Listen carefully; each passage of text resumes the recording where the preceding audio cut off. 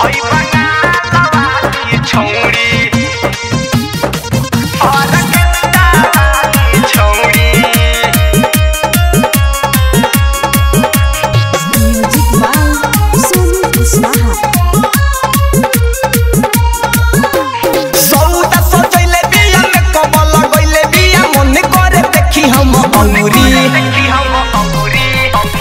सौदा सजैले बिया में कमल गइले बिया मन करे देखी हम औरी। दिलवा लेके भागल रे गोरे गोरे गाल पर चेहरा कमाल पर हम तो फिदा भइनी हिरोनी के चाल पर।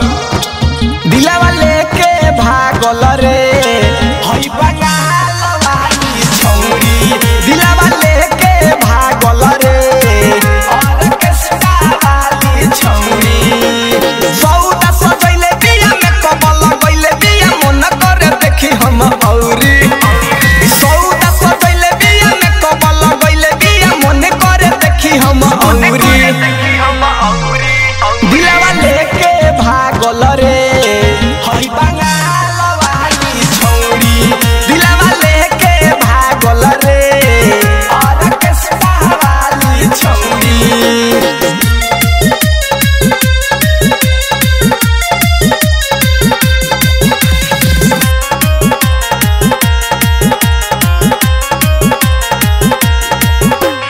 देखे में माल है सुपर बिया नाचे में सबका से ऊपर बिया। कपड़ा पहिरे ले जाली हो देखे में लागे बवाली हो। देखे में माल है सुपर बिया नाचे में सबका से ऊपर बिया। कपड़ा पहिरे ले जाली हो लागे ले पकिया बवाली हो।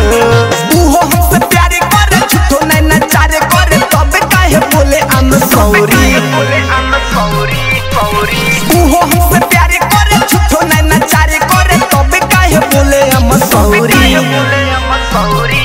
दिलवा लेके भागल रे पातर कमरिया बा छोरहर बदनिया बा हो जाला मार ओकर गजबे जवनिया बा। दिलवा लेके भागल रे हई बंगाली छौड़ी। दिलवा लेके भागल रे और केतारी छौड़ी।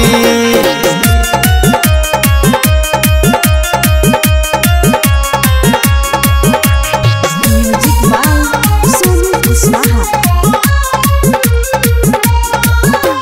छपरा सिवाने यारा बोलिया रे चुमल चाहे हेला गोलिया रे।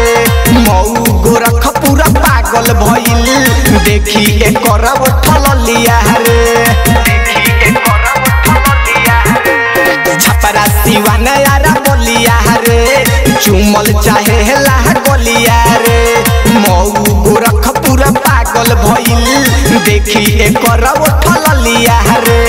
रोहित अकेला अब कुछ ना बुझेला सब छोड़ी एकरा पीछे हम दौड़ी। रोहित अकेला अब कुछ ना बुझेला सब छोड़ी एकरा पीछे हम दौड़ी। दिलवा लेके भागल रे ओकर सूरतिया दिलवा में बसल बा चिकन समा